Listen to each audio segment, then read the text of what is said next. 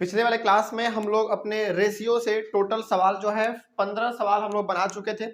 आज हमारे पास 5 सवाल और है और इसके साथ ही हमारा जो रेशियो वाला टॉपिक था वो पूरी तरीके से खत्म हो जाएगा। उसके बाद चलेंगे हम लोग अपने अगले वाले क्लास में प्रपोर्शन में, ठीक है ना।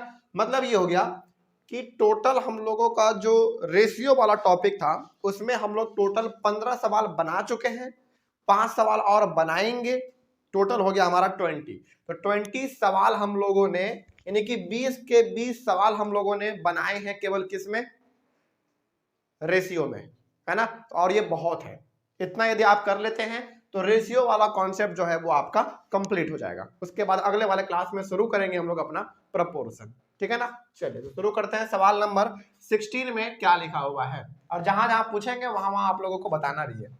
सवाल नंबर 16 में कहा गया है कि the ages of A and B. Suppose कीजिए कि यहाँ पे ए जो है ना वो किसी लड़के का नाम है, चलिए मान लीजिए मेरा ही नाम है और ये बी आपका नाम है, ठीक है ना। मतलब ये हो गया कि the ages of A and B are in the ratio 8:3। मेरा और आपका जो एज है, जो उम्र है, वो यहाँ पे रेशियो में दिया हुआ है, ठीक है ना, वो रेशियो में दिया हुआ है, ठीक है। 6 ईयर हैंड्स, हैंड्स का मतलब क्या होता है, फ्यूचर, 6 साल बाद, 6 साल बाद there edges will be in the ratio 9:4। तो मेरा और आपका उम्र, एज 6 साल के बाद कितना हो जाता है, 9:4 हो जाता है। Find there present ages. तो बताइए कि अभी फिलहाल प्रेजेंट में मेरा और आपका उम्र कितना है। बात समझ में आ रही है क्या कहा जा रहा है यहाँ पे। यहाँ पे कहा जा रहा है कि ए और बी, चलो मान लो दो फ्रेंड है ना, ए और बी दो फ्रेंड है और उन दोनों का एज जो है वो 8:3 के रेशियो में दिया हुआ है। लेकिन 6 साल बाद यानी कि 6 साल के बाद उन दोनों का एज 9:4 हो जाता है। तो बताइए कि अभी फिलहाल प्रेजेंट में उन दोनों का एज कितना है, यही हमको फाइंड करना है ना। चलिए तो कैसे बनाएंगे इसको, देखिए जरा ध्यान से। सॉल्यूशन देखिए इसका, आपको फाइंड क्या करना है, आपको फाइंड करना है उन दोनों का ए और बी का प्रेजेंट एज, है ना। और यहाँ पे किस रूप में दिया हुआ, ये 8:3 के रेशियो में दिया हुआ है। और हमने आपको बार बार कहा है जब भी कोई नंबर आपको रेशियो में दिख जाए उसको एक्स के साथ मान लो, है ना। तो यहाँ पे हम लोग कर लेंगे लेट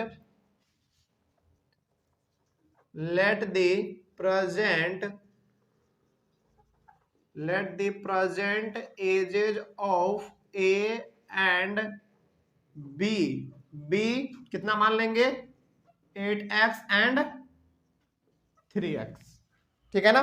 मतलब कि यहाँ पे 8:3 पहले से दिया हुआ था, है ना। और हम लोग क्या कर लेंगे, 8x और 3x मान लेंगे कि उसका प्रेजेंट एज अभी है फिलहाल। कोई डाउट यहाँ तक। चलिए आगे बढ़ते हैं। उसके बाद यहाँ पे कहा गया है 6 ईयर हैंड्स, हैंड्स का मतलब 6 साल बाद। तो अब जरा बताइए, चलिए मान लीजिए कि ए का यहाँ पे अभी प्रेजेंट एज, सपोज कीजिए ए का जो प्रेजेंट एज है ना वो 8 साल है और बी का प्रेजेंट एज वो 10 साल है। बताइए 6 साल के बाद इन दोनों का उम्र कितना हो जाएगा। इसमें भी हम लोग 6 ऐड कर देंगे और इसमें भी 6 ऐड कर देंगे, तो ये हो जाएगा 14 और ये हो जाएगा 16। मतलब क्या हुआ इसका, इसका मतलब ये हो गया कि अब जो है ना हमको ए और बी दोनों का प्रेजेंट एज मालूम हो चुका है। वो कौन सा है, ए का है 8x और बी का है 3x, है ना। लेकिन 6 साल के बाद दोनों का उम्र बढ़ेगा ना, यानी कि इसका उम्र बढ़ेगा तो इसका भी उम्र बढ़ेगा। ऐसा तो नहीं है कि केवल ए का उम्र बढ़ जाएगा बी का नहीं बढ़ेगा, ऐसा तो नहीं होता है, उम्र सबके लिए बढ़ता है ना। तो अब यहाँ पे हमको करना क्या है कि यहाँ पे हमको अब मालूम चल गया है कि ए का प्रेजेंट एज जो है वो 8x है और बी का प्रेजेंट एज 3x है।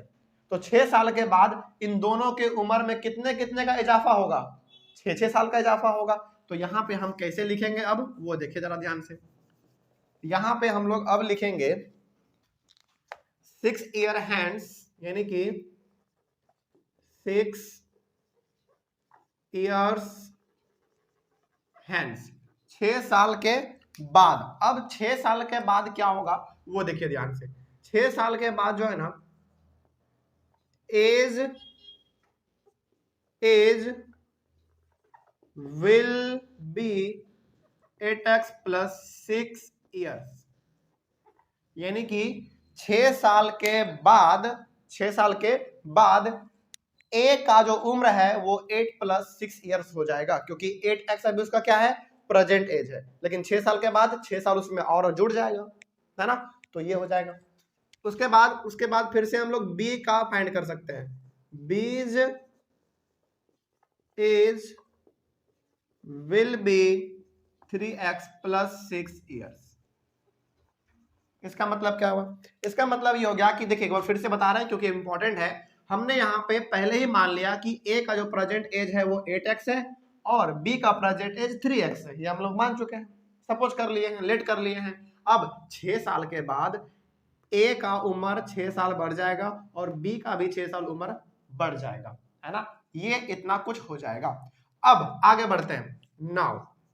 लेकिन अब यहाँ पे क्या कहा गया था, यहाँ पे कहा गया था कि 6 साल के बाद जो है ना, दोनों का उम्र बढ़ के किस रेशियो में हो जाता है, 9:4 के रेशियो में हो जाता है। तो ये तो हमारा रेशियो में दिया हुआ है, लेकिन ये दोनों भी तो रेशियो में ही दिया हुआ था, तो इसको कैसे लिखेंगे हम लोग, इसको अब हम लोग 8x + 6 = 3x + 6 बराबर 9:4 लिखेंगे। इस तरीके से हमको लिखना था यहाँ पे, यानी कि ये दोनों को भी हमको क्या किस में करना पड़ेगा, रेशियो में करना पड़ेगा, क्योंकि यहाँ पे भी रेशियो में था।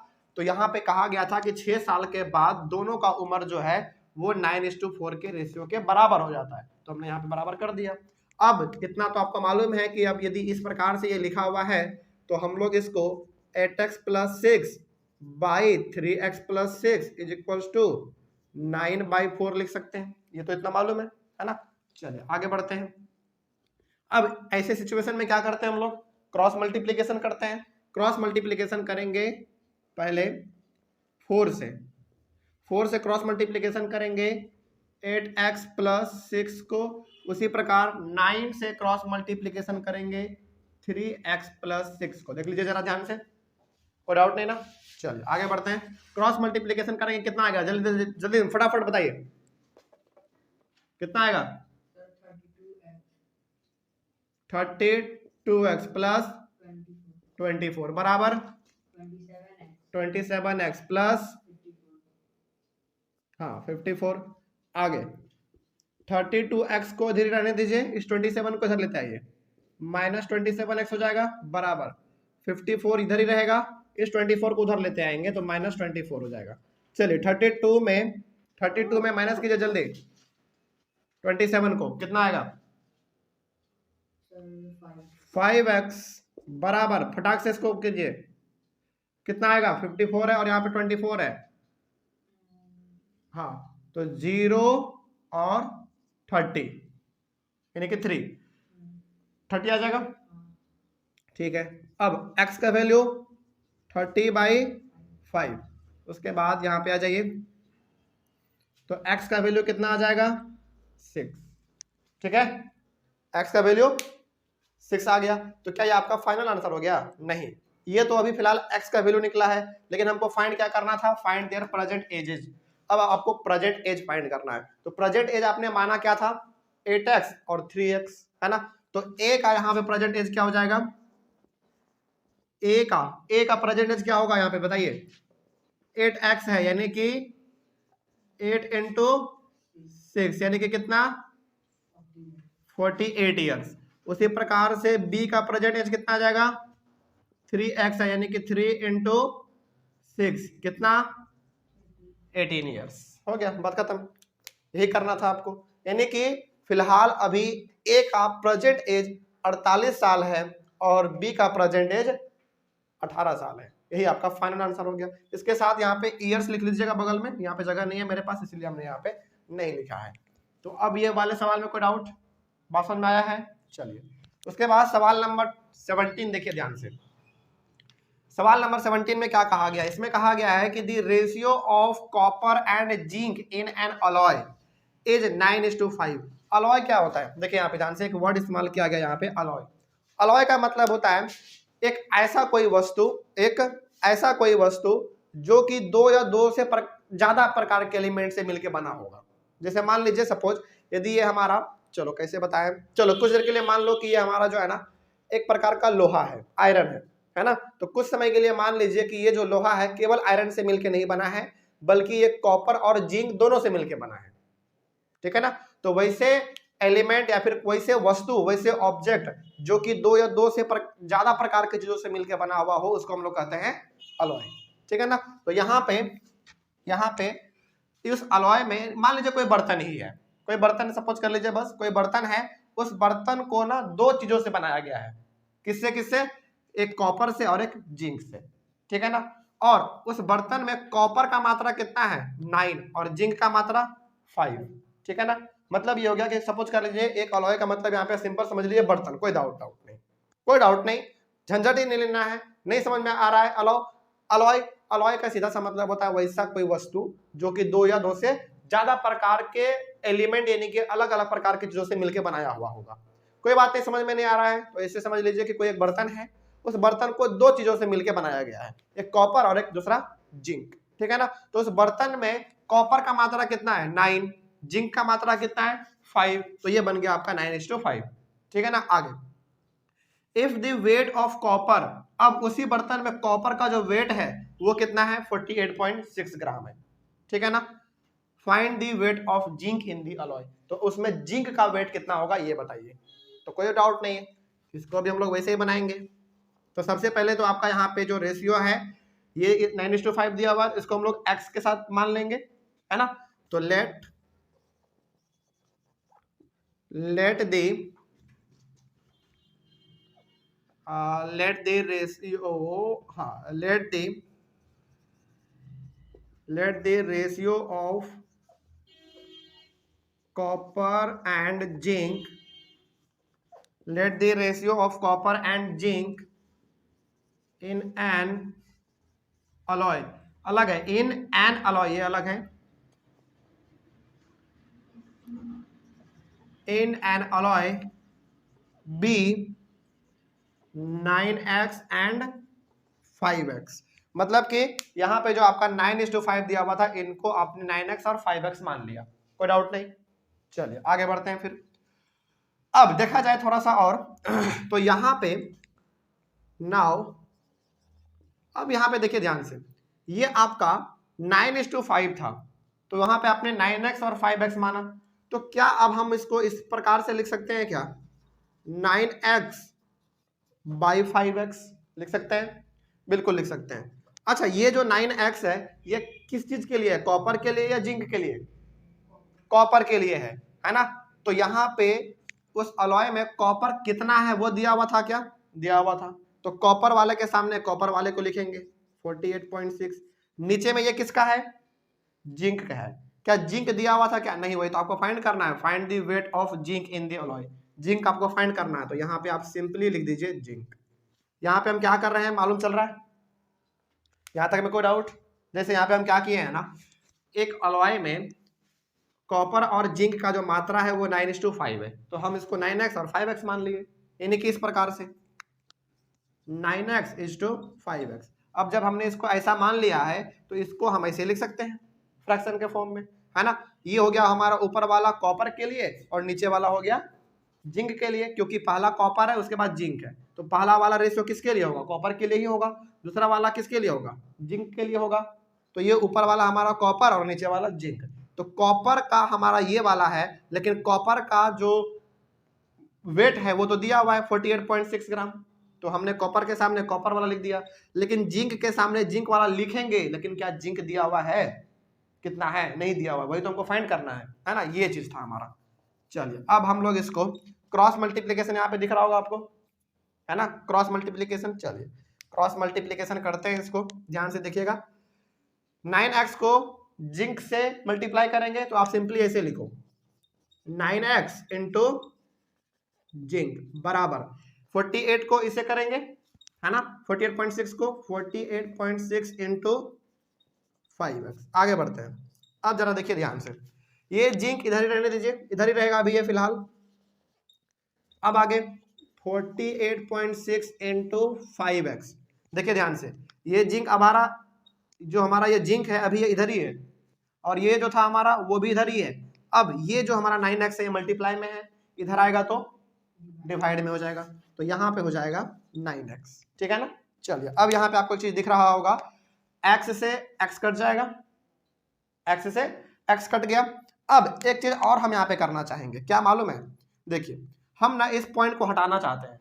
अब जब हम इस पॉइंट को हटा देंगे तो नीचे हमको कितना से डिवाइड करना पड़ेगा, 10 से। ये चीज आपको मालूम था? जब नहीं मालूम है, ऊपर से जब पॉइंट हटाते हैं तो नीचे क्या 10 से डिवाइड करते हैं। जैसे यदि यहाँ पे 48.6 लिखा हुआ है, तो यदि हम ये पॉइंट हटाना चाहते हैं तो 10 हो जाएगा, सिंपली 486/10। वही चीज यहाँ पे किए हैं हम।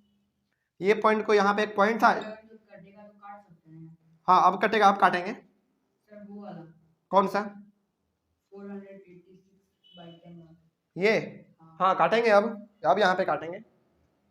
यहाँ पे क्या करना होता है, जैसे यहाँ पे हमारा पॉइंट था तो पॉइंट को हम हटा दिए, अब इस पॉइंट का कोई जरूरत नहीं है। क्यों? क्योंकि नीचे हमने 10 से डिवाइड कर दिया। इसको अब दोबारा से डिवाइड करेंगे तो वही आ जाएगा, 48.6 ही आ जाएगा। ठीक है, तो यहाँ पे हमने ये चीज कर लिया। आगे बढ़ते हैं, तो x से x हमारा कैंसिल हो गया। अब 5 1 जा 5, 5 2 जा 10। ठीक है, आगे बढ़ते हैं। उसके बाद 9 से 486 को क्रॉस करने की कोशिश करते हैं। 9 1 जा 9, 486 कितने बार में कटेगा, 5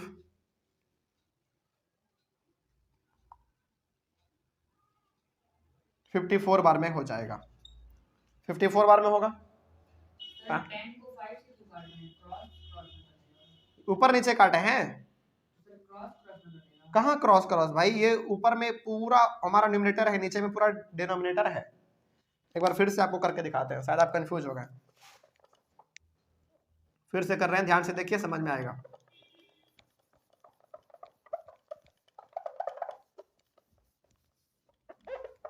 देखिए ध्यान से क्या किया गया है यहाँ पे 48.6 इंटू 5x है ना ये चीज। ठीक है, अब हम इस पॉइंट को हटाना चाहते हैं। पॉइंट को हटाएंगे तो नीचे में हम 10 लिख देंगे पहले ही।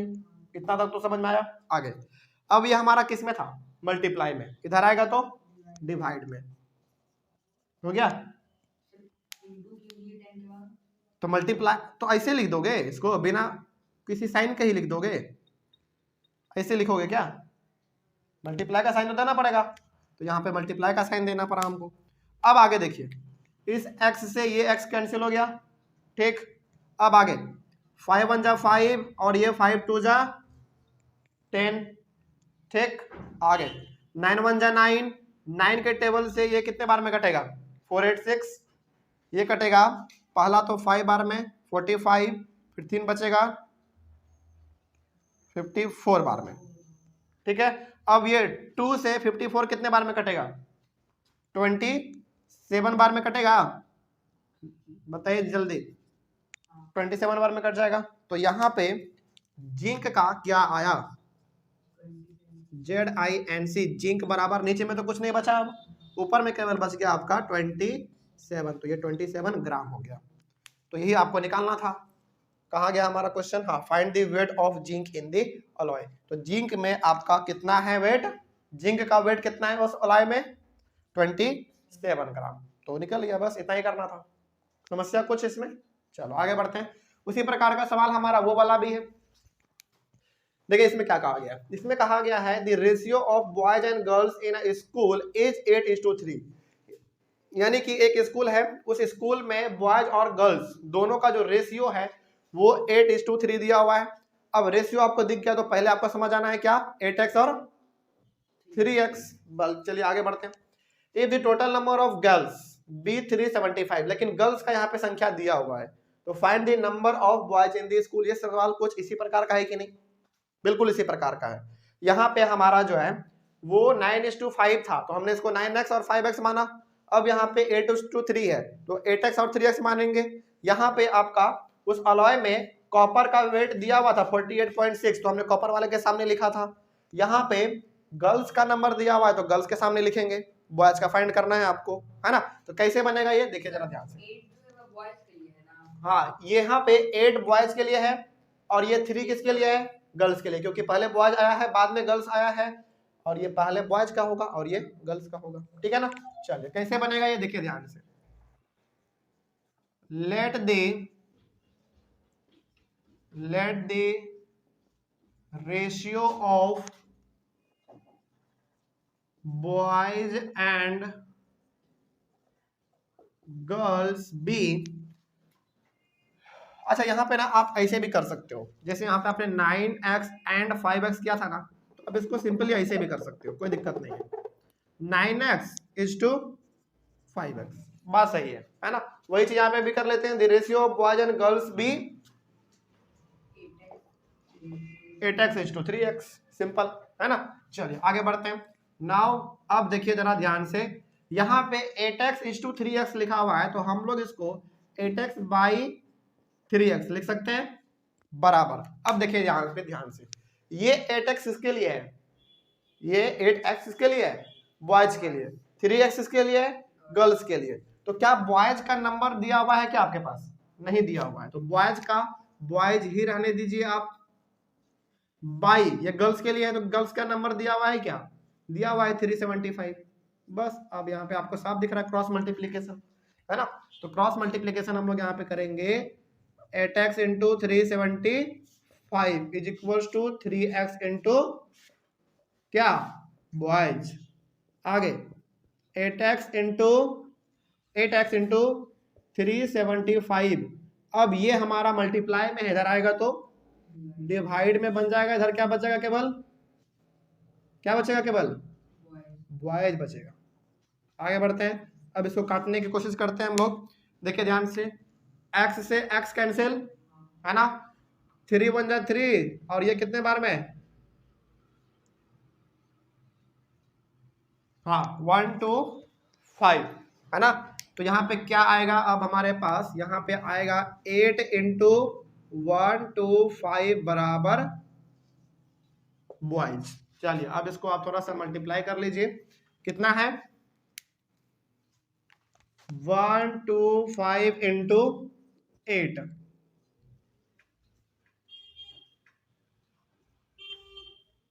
1000 आएगा। कितना आएगा? 1000 आएगा, यानी कि 1000 इज इक्वल टू बॉयज। तो इसका मतलब क्या हुआ? इसका मतलब ये हो गया कि उस स्कूल में 375 गर्ल्स हैं और 1000 बॉयज हैं। हो गया सवाल क्लियर? चलिए हो गया, बस इतना ही करना था आपको इसमें। उसी प्रकार का सवाल हमारा कुछ ये वाला भी है, देखते हैं इस सवाल में क्या कहा गया है। देखिए इसमें कहा गया है the ratio of monthly income. इसमें ना समझिएगा ध्यान से, पहला है आपका मंथली इनकम और दूसरा है आपका सेविंग, ठीक है ना। जैसे यहाँ पे बॉयज एंड गर्ल्स था, यहाँ पे कॉपर एंड जिंक था, उसी प्रकार से यहाँ पे आपका मंथली इनकम और सेविंग है। तो यहाँ पे उसका रेशियो, मंथली इनकम और सेविंग का रेशियो कितना दिया हुआ है? 11:2 दिया हुआ है। इसका मतलब क्या हुआ? मंथली इनकम के लिए कौन सा रेशियो? 11, और सेविंग के लिए 2। बस आगे बढ़ते हैं फिर। अब यहाँ पे आपको ये भी दिख गया होगा कि 11:2 है, मतलब कि 11x और 2x, बस सिंपल। उसके बाद आगे बढ़ते हैं। इफ दी सेविंग्स, और ये जो सेविंग्स है वो दिया हुआ है, लेकिन आपको यहाँ पे मंथली इनकम फाइंड करना है और एक्सपेंडिचर। एक्सपेंडिचर एक नया चीज आ गया, इसको बाद में देखेंगे, पहले इनकम निकाल लेते हैं। क्या ये सवाल कुछ इस प्रकार का या फिर इस प्रकार का लग रहा है कि नहीं? वैसा ही लग रहा है बस। तो इसमें भी हम लोग वही चीज करेंगे, देखिए ध्यान से। let the ratio of monthly income, let the ratio of monthly income and savings be, and savings be कितना लिखेंगे बताइए? 11x is to 2x। Now आगे आप देखिए, ये 11x is to 2x है, तो 11x बाई 2x लिख सकते हैं हम लोग बराबर। ये 11x किसके लिए है? मंथली इनकम के लिए, और ये 2x किसके लिए है? सेविंग के लिए, है ना। लेकिन यहाँ पे हमको क्या दिया हुआ है? सेविंग दिया हुआ है, तो सेविंग के नीचे, सेविंग के सामने लिख देंगे। तो ये ऊपर वाला हमारा मंथली इनकम के लिए था, नीचे वाला सेविंग के लिए था। तो यहाँ पे हम लोग सेविंग के बदले में क्या लिखेंगे? 2500, लेकिन ऊपर में मंथली इनकम लिखना पड़ेगा, है ना।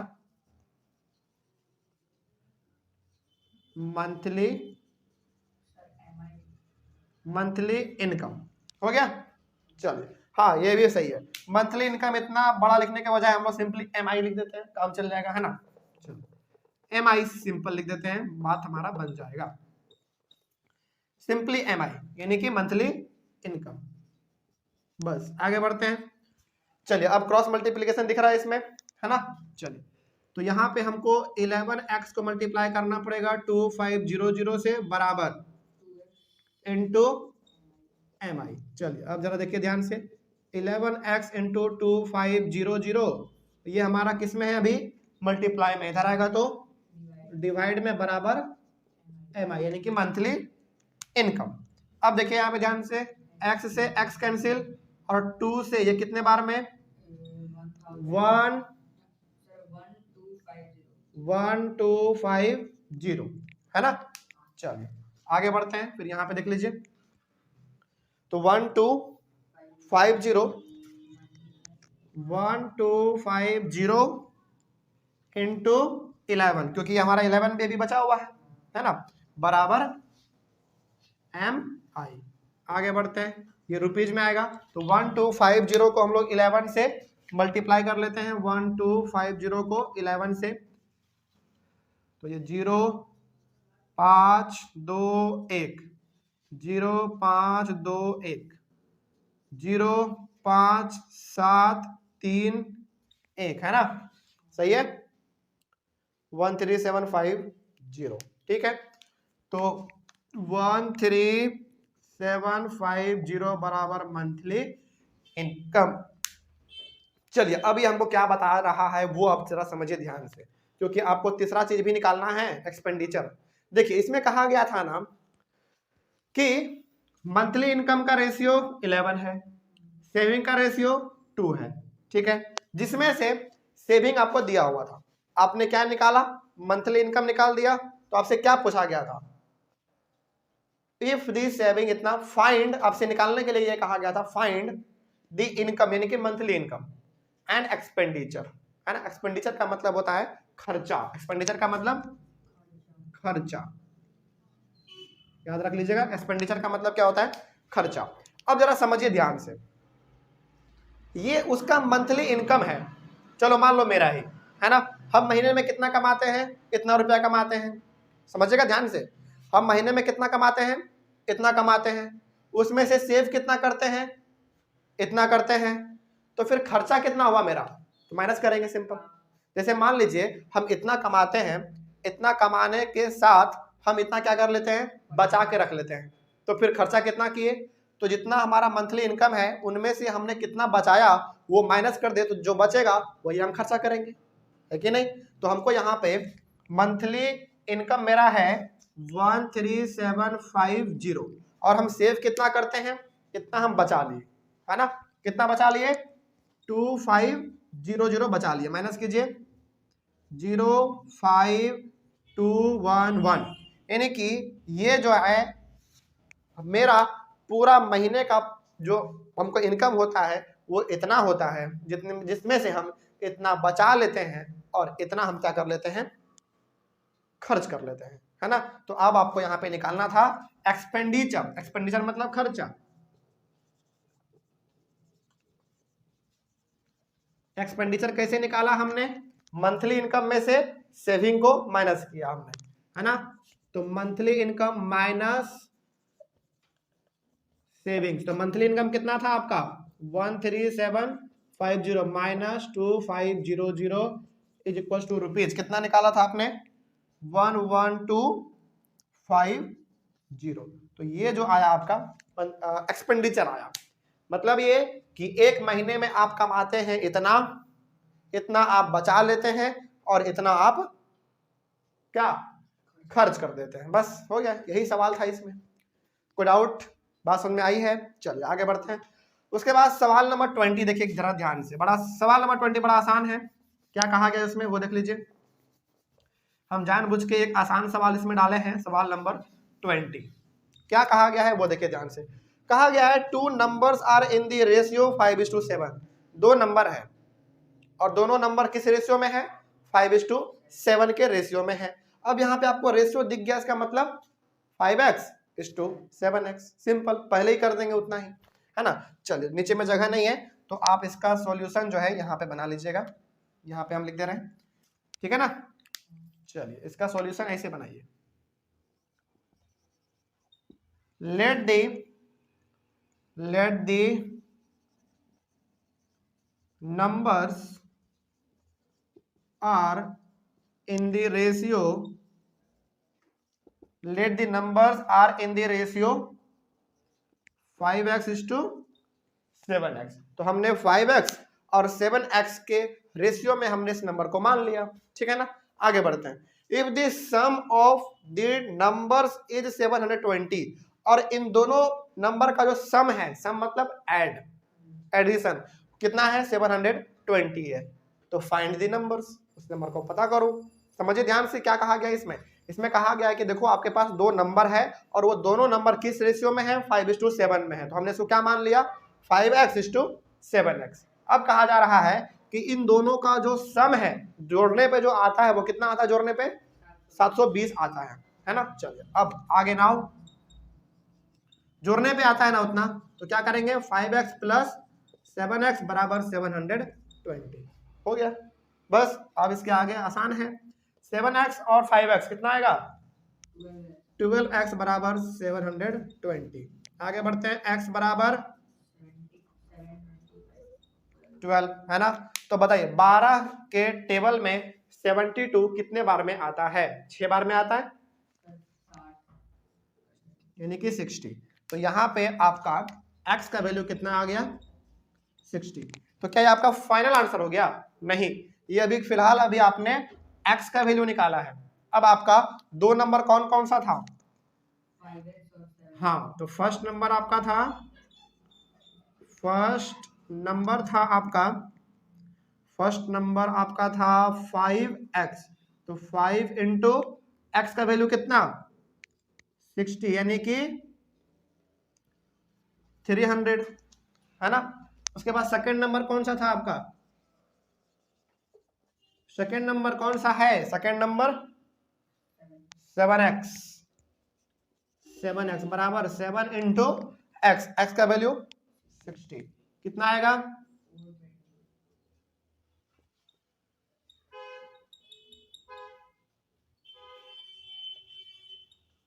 हो गया।